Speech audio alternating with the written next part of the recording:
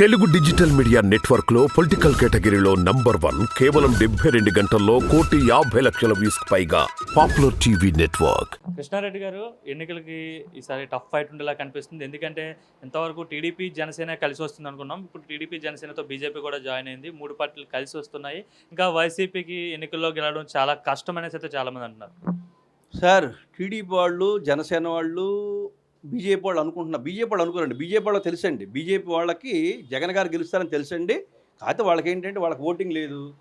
వాళ్ళు ఎందుకంటే కలిశారనుకోండి 4 సీట్లు 3 సీట్లు వస్తాయని చెప్పి వాళ్ళకి ఆశ. పార్లమెంట్లో ఒకటి రాకపోద్దా, ఎమ్మెల్యే ఒకటి రాకపోద్దని ఆశ. బీజేపీ వాళ్ళు తప్పట్టడానికి ఏం లేదండి. చంద్రబాబు గారు జనసేన వాళ్ళకి అసలు సమస్య లేదండి. ఎందుకంటే వాళ్ళు ఎందుకు సార్ మేము ఇంకా 4-5 సీట్లు ఎక్కువ వస్తాయండి.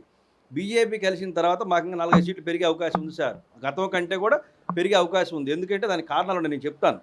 ఎందుకంటే వాళ్ళు 3 పార్టీలు కలిసినా 6 పార్టీలు కలిసినా సార్ మా జగన్మోహన్ రెడ్డి గారు జగన్ గారి పేరు చెప్పుకొని కాళ్ళు రాసుకొని తిరుగుతాం సార్. కారణం ఏంటంటే మేము చేసిన మంచి పథకాలు ఉన్నాయి సార్.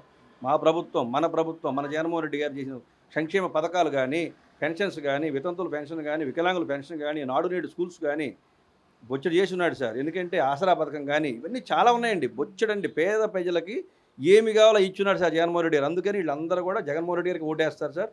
మాది ఓటింగ్ నేను మనం 48 చెప్పా, ఇప్పుడు 50%. బీజేపీ కలిసిన తర్వాత మాది 50% ఓట్ షేర్ అండి. వాళ్ళ కూటమి 3 కలిసిన 6 కలిసిన వాళ్ళు సాధించేది ఏం లేదండి. వాళ్ళ సీట్లు రావు సార్. అది మోడీ గారికి కూడా తెలుసు, అమిత్ షా గారికి కూడా తెలుసు.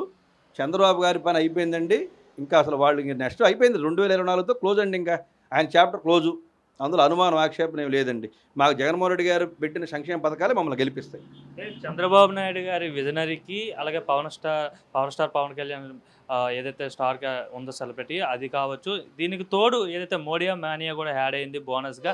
సో సింపుల్గా ఈసారి క్లీన్ స్వీప్ చేసేస్తుంది బీజేపీ జనసేన టీడీపీ కూటమి అయితే చాలామంది అంటున్నారు. మోడీ మానియా గుజరాత్లో ఉంటుంది, నార్త్లో ఉంటుంది సార్, కర్ణాటకలో ఉంటుంది. మన ఆంధ్రాలో ఎక్కడ ఉందండి బీజేపీ ఓటు పర్సెంట్ ఉందా మీకు తెలుసు కదా. 1% ఓటు మించి లేదు. ఎక్కడ ఉందండి మోడీ మానియా? అక్కడ పని చేస్తాండి, ఇక్కడ పని చేయదు. మోడీ గారు ఏం చేశారు సార్? మనకి 10 సంవత్సరాలు మీకు సపరేట్గా ఇస్తా ఉన్నాడు కదా. ఏది ఇచ్చాడా? కాంగ్రెస్లో విడగొట్టారు. బీజేపీ వాళ్ళు మనకి ఇచ్చారా? వెంకయ్యనాయుడు గారు చెప్పారే 10 ఏళ్ళు సపరేట్గా మాకు ప్రత్యేక హోదా కావాలని అడిగారు, ఇచ్చారా? కాంగ్రెస్ వాళ్ళు ఎడగొట్టారు, దాన్ని బీజేపీ సహకరించింది. ఎందుకుంటుందని మోడీ మానియా ఉంటే గుజరాత్లో ఉంటుంది, లేదా వేరే రాష్ట్రంలో మళ్ళీ బీజేపీ వస్తుంది కాబట్టి ఇక్కడ కూడా మళ్ళీ బీజేపీ ఎలియన్స్ గెలిస్తే బాగుంటుంది కదా, స్టేట్ కూడా బాగా డెవలప్ అవుతుందని చాలా మంది ఆలోచిస్తారు కదా. ఆ విధంగా అనుకుంటారు సార్, చాలా అనుకుంటాం. నేను కూడా వయసులో ఉన్నప్పుడు ఏమనుకున్నాను, సౌందర్య లాంటి అమ్మాయిని చేసింది అనుకున్నా. ఎవరెవరు వస్తు వాళ్ళకి తాలుపడి మనకు ఇది తలరాత రాసి ఉంటుంది. అంతేగాని అనుకోవటం 100 అనుకుంటాం. అక్కడైతే వస్తే రావచ్చు బీజేపీ. ఇక్కడైతే ఆంధ్రప్రదేశ్లో ఏం లేదండి. చంద్రబాబు గారు నా మునిగిపోయినావా? పవన్ కళ్యాణ్ గారు ఒకటి సార్ ఎమ్మెల్యేకి పోటీ చేయాలంటున్నాడు కదా సార్. ఆయన ఎంపీకి పారిపోతున్నాడు కదా. ఎమ్మెల్యేకి పోటీ చేసి సత్తా ఏది అసలు? ఆయన ఏది ఇంతవరకు క్లారిటీ ఏది? 24 సీట్లు తీసుకున్నావు, 3 ఎంపీలు అన్నావు, ఒకటి కట్ చేసి 2 ఎంపీలు అన్నారు. ఇప్పుడు ఎమ్మెల్యే 24 సీట్లు. అసలు ఎమ్మెల్యే 5 పేర్లు పాటించావు, తక్కిన వాళ్ళు లేరు అసలు. ఇంతవరకు ఏరు నీ పేరు లేరు. అసలు ఎమ్మెల్యే కాదు ఎంపీకి పోటీ చేస్తూ ఉన్నారు పవన్ కళ్యాణ్. ఏది నీ స్టామినా ఏది? నేనేమన్నా పవన్ కళ్యాణ్ విమర్శించి మాట్లాడట్లా. రాజకీయ నాయకుడు అనేవాడు గట్టిగా ఫైట్ చేసి పోరాడాలండి. నువ్వు నిలబడి జనాల్లో, నేను జనాలు తీసుకెళ్తారు ముందుకు. అంతేగాని ఎవరో వాళ్ళు చెప్పినట్టు నువ్వు ఆడి మాట్లాడితే నీకు ఉపయోగం ఏముంటుందండి? సినిమాలో కనుక డైరెక్టర్ కనుక యాక్షన్ చెప్పినట్టు చెప్తే ఏముంటుంది? అక్కడ ఏముంటుంది? రాజకీయాలు కూడా అంతే. 2014లో ఏదైతే అయిందో అదే మరలా 2024 ఎన్నికల్లో రిపీట్ అవబోతుందని అయితే వాళ్ళు చెప్తున్నారు. 14 నుంచి వాళ్ళు కలిసే ఉన్నారు సార్. చంద్రబాబు గారు బీజేపీ కలిసే ఉన్నారు. పవన్ కళ్యాణ్ గారు 14లో ఇది 24 రిపీట్ అవ్వదు. 24 ఏంటి, జగన్మోహన్ రెడ్డి గారు హిస్టరీ సృష్టిస్తాడండి. జగన్మోహన్ రెడ్డి 24లో మామూలుగా కాదనమాట. ఎందుకంటే మొత్తం ఊరెత్తిపోవాలి. 20 ఎంపీలు తగ్గవు సార్, నేను చెప్తున్నా. 20 ఎంపీలు తగ్గవండి. ఎమ్మెల్యేస్ కూడా మనకు కావాల్సిన ఎన్ని వస్తాయి సార్, ఇబ్బంది ఏం లేదు సార్. చాలా వీళ్ళు అనుకున్న ఏమీ జరగవండి. వాళ్ళ జగన్ మోడీ గారికి తెలుసు అండి, అమిత్ షా గారికి తెలుసు వాళ్ళ పొత్తు. ఎందుకంటే ఏదో ఆంధ్ర అసలు మనకేం లేదు, ఒక ఎంపీ అయినా రాకపోతే, ఒక ఎమ్మెల్యే రాకపోతే కొద్ది ఓట్ షేర్ పెంచుతున్న ఉద్దేశంతో వాళ్ళు పొత్తు పెట్టుకున్నారు. అది వీళ్ళకి తెలుసు, వాళ్ళకి తెలుసు అండి. నిన్నటి సభతో అర్థమైపోయింది సార్. నిన్న మొత్తం క్లారిటీ అందరికి వచ్చేసింది.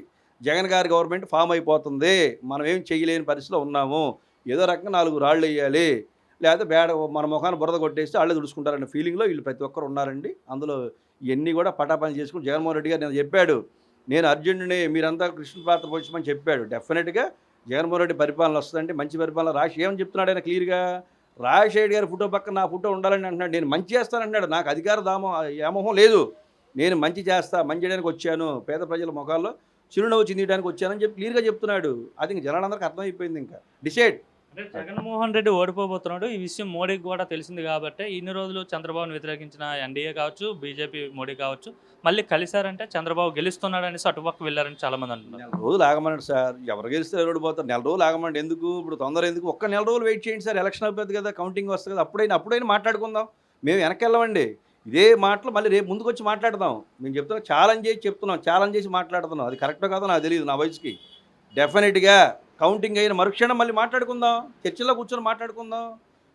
సార్ వాళ్ళకే తెలుసండి, వాళ్ళ దగ్గర అభ్యర్థులు లేరు, జనాలు లేరండి, అసలు ముందు ఓట్లు వేసే వ్యక్తులు ఎవరు లేరండి, టీడీపీని ప్రేమించేవాళ్ళు లేరు, బీజేపీని కూడా ద్వేషిస్తున్నారు, కారణం ఏంటంటే ప్రత్యేకత ఇస్తున్నారు, ఇచ్చారా, ఇవ్వలేదు కదా.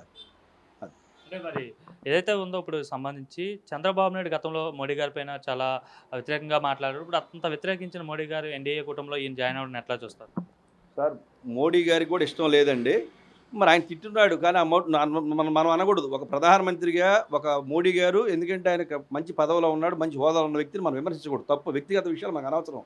ఇదే చంద్రబాబు నోటికి అడ్డు అదుపు లేకుండా మాట్లాడు, ఇప్పుడు చంద్రబాబు వాళ్ళకి నచ్చాడే, మరి బాగా నచ్చినట్టున్నాడు బాగా వాళ్ళకి, ఎందుకంటే అమిత్ షా గారి మీద రాళ్ళు లేపించాడు, అయినా వాళ్ళకి నచ్చింది. మోడీ గారిని వ్యక్తిగతంగా చాలా దారుణంగా మాట్లాడాడు చంద్రబాబు, అయినా వాళ్ళకి నచ్చింది. కలుసుకోవాలంటే మనకేమైంది, ఇబ్బంది ఏంది, మనకేమైంది, మన ఓట్లకి వచ్చే ఇబ్బంది ఏం లేదు కదా, మనకి 4 సీట్లు పెరుగుతాయి సార్.